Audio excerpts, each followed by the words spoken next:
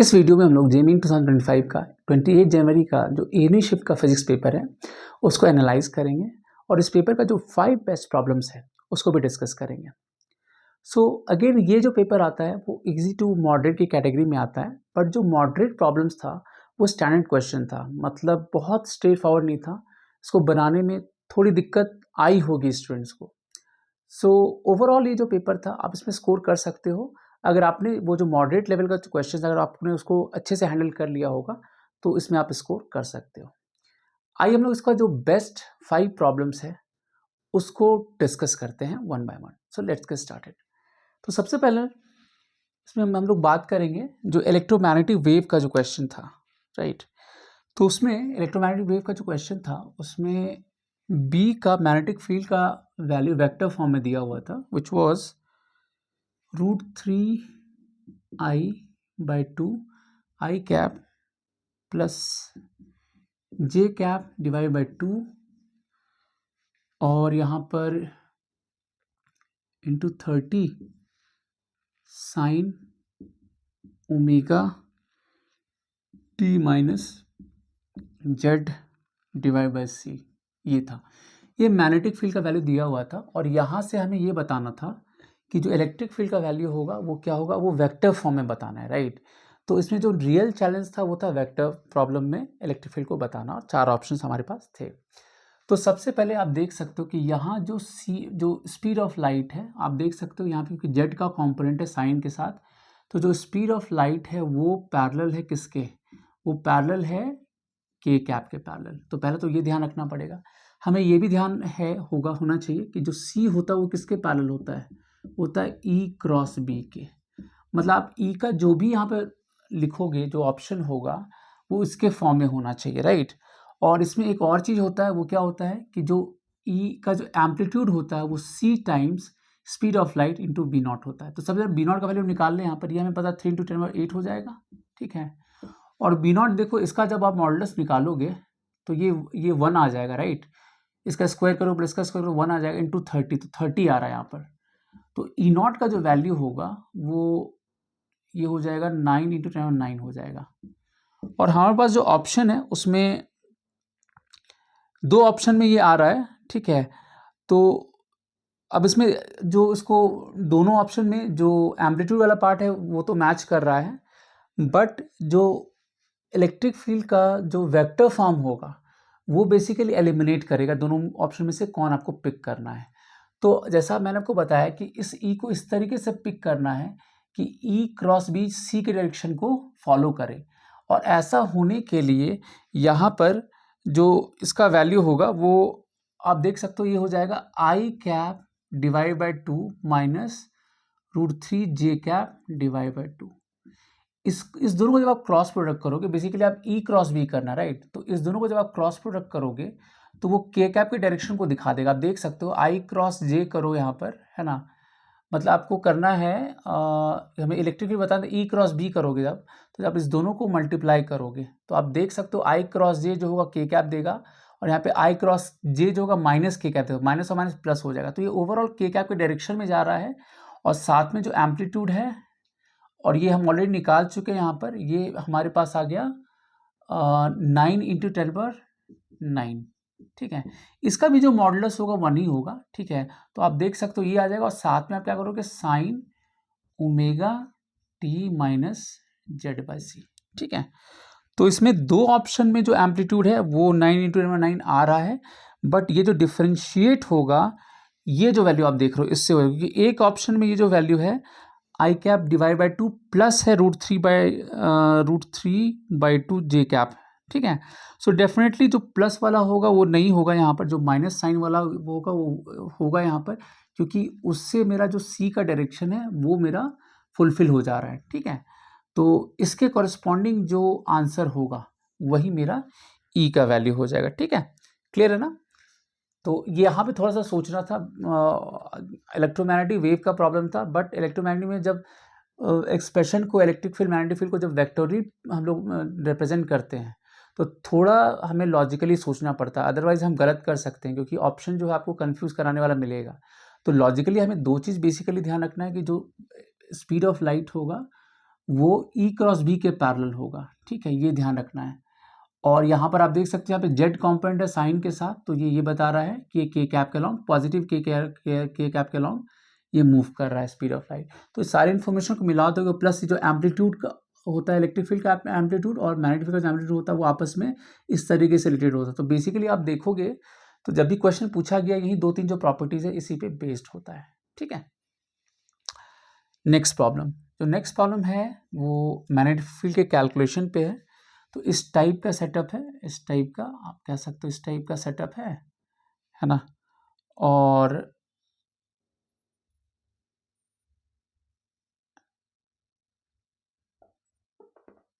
ऐसा कुछ सेटअप है ना, यहाँ पे करंट फ्लो हो रहा है आई,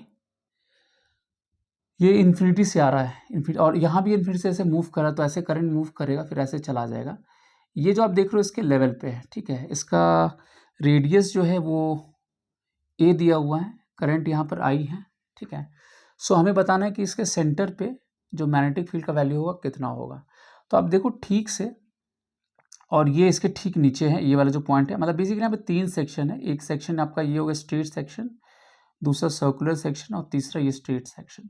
अच्छा, आप देखो तो ये जो वायर देख रहे हो, थर्ड जो सेक्शन देख रहे हो, इसके लाइन पे ही ये पॉइंट है, तो इसके से मैग्नेटिक फील्ड क्या होगा, 0 होगा। तो सिर्फ इसका और इसका आएगा, राइट, मैग्नेटिक फील्ड। तो हम लिख सकते हैं कि ओ पे जो मैग्नेटिक फील्ड होगा, आप ऐसे लिखने को लिख सकते हो B1 + B2 + B3, but B3 का तो 0 हो जाएगा, राइट। तो इफेक्टिवली B1 और B2 का आएगा। तो B1 की वजह से अब, क्योंकि ये सेमी इनफाइनाइट वायर है, तो μ0I/4πD होता है, तो D मेरा A के इक्वल होगा, ये आपको पता होगा, और ये इनटू द प्लेन होगा, ठीक है, इनटू द प्लेन होगा। फिर B2 की बात करोगे तो ये सेंटर पे 270 एंगल बना रहा है, या 3π/2 भी आप कह सकते हो। तो हमें पता है ये जो वैल्यू होता है μ0I/2a होता है एंटायर सर्कल की वजह से, क्योंकि ये 3π/2 ही सबटेंड कर रहा है यहाँ पर। तो आप 3π/2 डिवाइड 2π कर लो, और ये भी इंटू द प्लेन आ जाएगा। तो बेसिकली μ0I/4πa है ना, इंटू द प्लेन। और यहाँ से करोगे तो ये 3μ0I है ना, और बाय ये 8a आ जाएगा इंटू द प्लेन। आप दोनों को मिला लो यहाँ पर, है ना। सो μ0I/a, ये 1/4π + 3/8, ये इंटू द प्लेन आएगा। इसको फिर आप सिंप्लीफाई कर सकते हो। सो μ0I/, आप देखो यहाँ पे, तो ये आप 8π लिख सकते हो, और इस जगह कितना आ जाएगा, यहाँ पे 2 आ जाएगा, यहाँ पे 3π आ जाएगा। तो आप इस तरीके से भी इसको लिख सकते हो, ठीक है। तो उसका ये आंसर हो जाएगा। थर्ड क्वेश्चन की तरफ मूव करते हैं। इसमें एनर्जी डेंसिटी पूछा गया है कैपेसिटर का, और वोल्टेज का वैल्यू जो दिया हुआ है 20 वोल्ट दिया हुआ है ना। कैपेसिटेंस का वैल्यू 1 माइक्रोफेराडे दिया हुआ है, और डिस्टेंस बिटवीन जो प्लेट्स है वो 1 माइक्रोमीटर दिया हुआ है। देखिए ये भी क्वेश्चन स्ट्रेट फॉरवर्ड ही है, बट एनर्जी डेंसिटी कई बार हमें याद नहीं रहता है। जैसे आपको पता होगा, जो एनर्जी डेंसिटी का वैल्यू होता है वो होता है ½ε0E²। यहाँ पे फील्ड नहीं दिया हुआ है, बट पोटेंशियल डिफरेंस और डी दिया हुआ है, तो हम लोग इसकी हेल्प से आराम से लिख सकते हैं वैल्यू। तो ये हो जाएगा E0, और ये V/D। V मेरा कितना होता है, क्योंकि यहाँ पर है ना, जो प्लेट है के बीच का पोटेंशियल डिफरेंस आपको दिया हुआ है, डिस्टेंस दिया हुआ है। पैरेलल प्लेट कैपेसिटर है, तो V मेरा क्या हो जाता है, ED के इक्वल हो जाता है, राइट। तो पैरेलल प्लेट कैपेसिटर के बीच का जो पोटेंशियल डिफरेंस अगर हमें इलेक्ट्रिक फील्ड पता है तो E/D होता है। तो आप E को V/D लिख सकते हो, बस ये वैल्यू सिंपली यहाँ पे रख देना। तो ½ × 8.85 × 10⁻12 हो गया, और V का वैल्यू यहाँ पे 20 है, और D मेरा 1 माइक्रोमीटर है, तो 10⁻6 इसका स्क्वायर हो जाएगा, ठीक है। तो आप यहाँ पे देख सकते हो 8.85 × 10⁻12 है ना, ये 400, और ये 10⁻12 आ जाएगा यहाँ पर, राइट, और नीचे 2 आ जाएगा। सो यहाँ से वैल्यू आप जब कैलकुलेट करोगे तो ये वैल्यू जो है ये आ जाएगा, कैलकुलेट करें 1770, 200 आ गया ना यहाँ पे, तो 8.85 × 200 करोगे, राइट।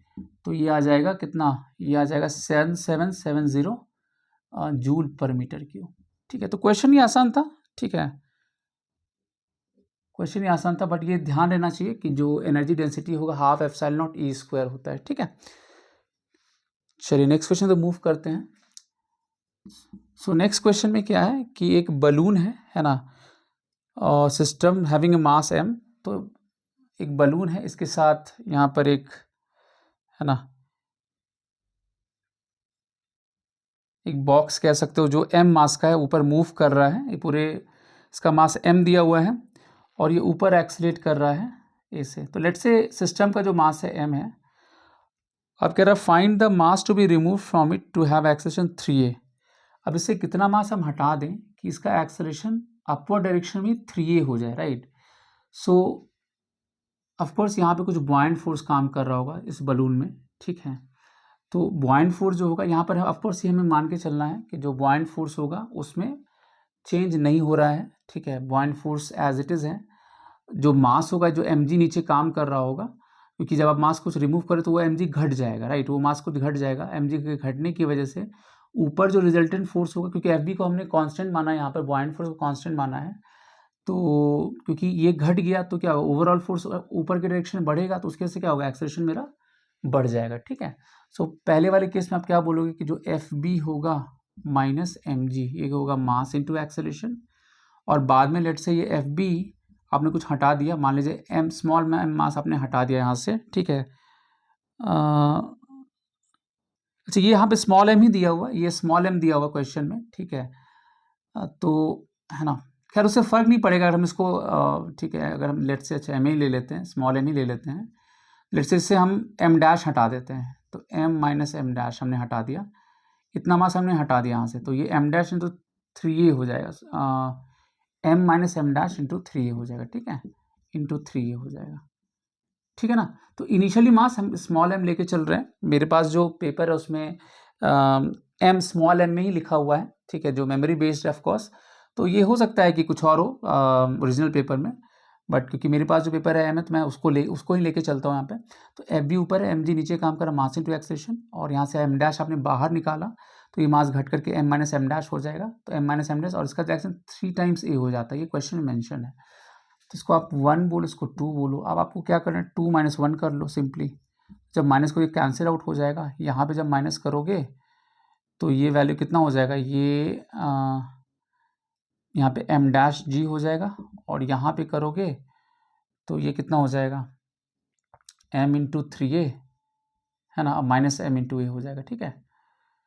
तो यहाँ से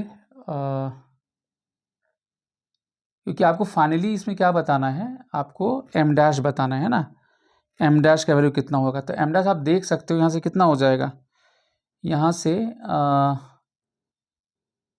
m dash sorry m into 3 और m डैश इंटू 3 हो जाएगा, ठीक है। तो m डैश इसको इस तरह से ले आओ, तो m डैश g प्लस 3 हो गया, है ना, 3ma हो जाएगा। तो आप यहाँ से m डैश का value 3ma by 3a plus G लिख सकते हो, ठीक है। सो 3ma, है ना, कुछ गड़बड़ी हुई इसमें, 3ma, अच्छा यहाँ पे माइनस ma भी होगा, माइनस ma भी होगा, यहाँ पे माइनस ma भी होगा, तो ये 2ma हो जाएगा, तो 2ma by 3a plus G हो जाएगा, ठीक है। तो ये इसका correct answer 2ma by 3a plus G हो जाएगा। तो ये थोड़ा सा ध्यान रखना है यहाँ पर इस जगह, ठीक है, थोड़ा सा कैलकुलेशन यहाँ पर हो गया। अब लास्ट क्वेश्चन का जो 5th क्वेश्चन है ना, 5th क्वेश्चन को देखते हैं हम लोग। तो 5th क्वेश्चन में क्या है कि एबाई पे बेस्ड है, इलेक्ट्रोमैग्नेटिक इंडक्शन पे बेस्ड है क्वेश्चन है, ये भी बेसिक ही क्वेश्चन है, थोड़ा सा बस सोचना है यहाँ पर, है ना। सो यहाँ पर क्या है कि यहाँ पे ऐसा वी शेप का एक ट्रैक है, इस पे एक कंडक्टिंग रॉड जो है मूव करता है इस मैग्नेटिक फील्ड में, magnetic field into the plane है, और ये कांस्टेंट वेलोसिटी से मूव कर रहा है ना। तो ये बेसिकली इस टाइप का वी शेप में है, और ये वी कांस्टेंट दिया हुआ है। तो इसमें पूछा है कि जो ईएमएफ इंड्यूस कर रहा है वो डिपेंड करता है, वो फंक्शन ऑफ टी है, मतलब टी पावर एन पे डिपेंड करता है, ऐसा दिया हुआ है। तो एन का जो वैल्यू होगा वो क्या हो, टी मेरा टाइम का वैल्यू है, ठीक है। तो लेट से इनिशियली किसी स्टेज में टी इक्वल टू 0 से ये स्टार्ट हुआ होगा मोशन, तो आफ्टर टाइम ऐसे मूव कर रहा होगा, ठीक है, टी इक्वल टू 0 पे, है ना। तो बताना है कि ये जो ईएमएफ होगा वो time t equal to t, मतलब EMF जो होगा as a function of time क्या होगा, कैसे डिपेंड करेगा, टी के किस पावर पे वो डिपेंड करेगा, ठीक है। सो यहाँ पर हम लोग क्या बोलेंगे कि सो लेट्स से कि टी इक्वल टू 0 पे यहाँ से स्टार्ट हो रहा है, टी इक्वल टू टी पे यहाँ पहुँचता है किसी भी इंस्टेंट पे, तो ये मान लीजिए ये थीटा यहाँ पे बना रहा है, थीटा तो ये कांस्टेंट होगा, ये तो चेंज होगा नहीं।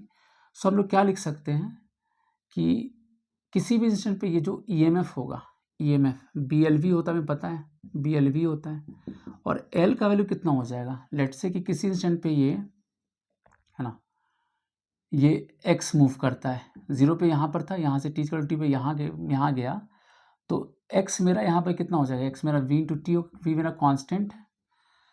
अब L का वैल्यू कितना होगा, तो आप देख सकते हो जो tan थीटा होगा बेसिकली ये x tan थीटा होगा, आप देख सकते हो ये कितना होगा x tan थीटा, तो ये कितना होगा 2x tan थीटा हो जाएगा। तो L क्या लिखोगे, 2x tan थीटा लिखोगे, है ना, इंटू v करोगे। अगेन x को आप क्या लिखोगे, क्योंकि मेरा v कांस्टेंट, x मेरा vt हो जाएगा, right, tan theta into v। तो आप देख सकते हो 2b v² tan theta into T, नहीं इसमें सारा टर्म कांस्टेंट है, b कांस्टेंट है, v कांस्टेंट है, थीटा कांस्टेंट है, तो E मेरा बेसिकली t के प्रोपोर्शनल हो गया, तो t का कितना पावर है 1। तो यहाँ पे n का वैल्यू पूछा गया है, तो n का जो वैल्यू हुआ कितना हो जाएगा 1 हो जाएगा, ठीक है। सो ये भी क्वेश्चन सिंपल ही था। तो जैसे जो मैंने इससे पहले भी बताया कि मैंने जो भी यहाँ पर डिस्कशन किया है ये मेमोरी बेस्ड क्वेश्चन है, ओरिजिनल पेपर में वेरिएशन हो सकता है, थोड़ा बहुत स्लाइट वेरिएशन हो सकता है, बट ओवरऑल जो कॉन्सेप्ट होगा वो सेम ही रहेगा, ठीक है। So that's all for this video. Next video में फिर मिलेंगे नए कॉन्सेप्ट के साथ। Till then take care.